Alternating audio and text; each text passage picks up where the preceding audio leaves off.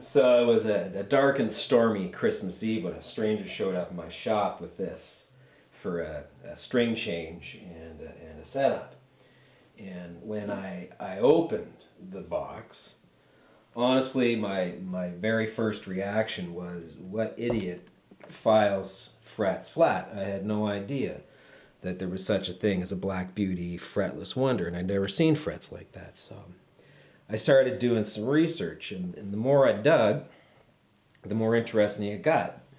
If you know the story, they stopped making these in the early 60s, and then British rock gods started showing up and asking for them, and thought, well, we better start making them again.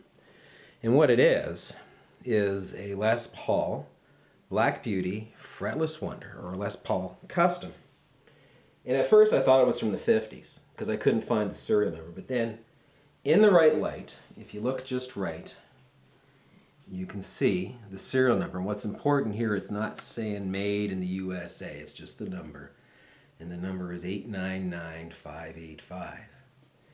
And more research, they reissued this at the 1968 North American Music Manufacturers Show in Chicago, Illinois.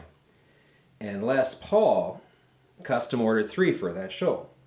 And what he asked for is the gold witch hat knobs. He said, my guitars will look better if they got gold knobs instead of black knobs.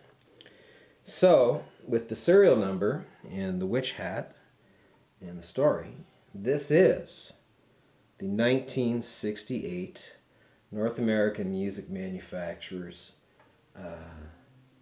Les Paul Custom. I wish the guy would come back and pick it up.